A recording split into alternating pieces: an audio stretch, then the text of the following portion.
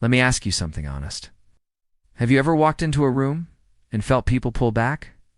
Not dramatically, not rudely, just that tiny, almost invisible flinch. That moment where someone looks at you and decides what you are before you've said a single word. Maybe it was how you looked, where you were from. Something about you that made people uncomfortable before you even had a chance. A Netflix movie about a spider, a snake, scorpion, and a thorny devil just described that feeling better than most films aimed at adults ever have. I wasn't ready for that either. So here's the setup. Maddie is a taipan snake, one of the most venomous creatures on the planet. She lives in a Sydney zoo called Pretty Ugly, yes. That's really the name alongside a group of animals that the world considers dangerous, frightening, or just plain ugly. There's Frank, the thorny devil lizard, Zoe the hairy spider, Nigel the scorpion, a friendly bilby named Dot, who genuinely just wandered into the wrong enclosure and never left.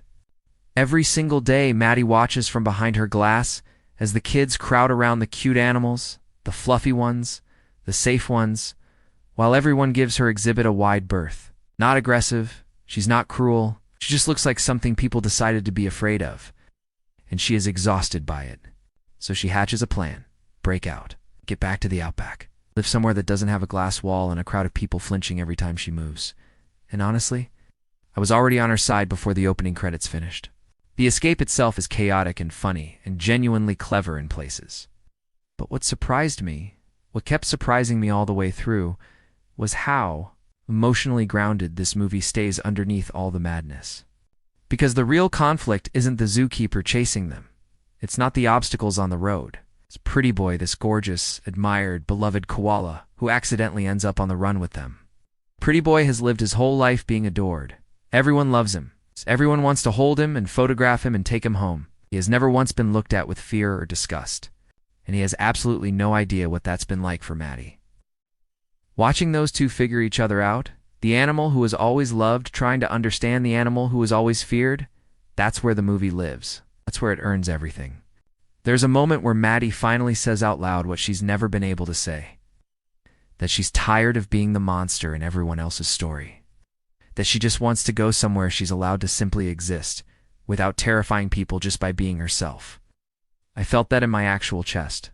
Because we all know someone who's been made to feel like a problem just for existing. Maybe we've been that person. Maybe we still are. Look, is this movie perfect? No.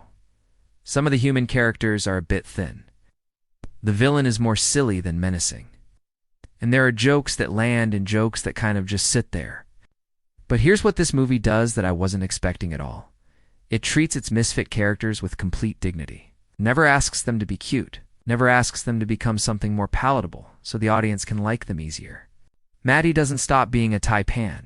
Zoe doesn't stop being terrifying to look at. Nigel doesn't apologize for his stinger.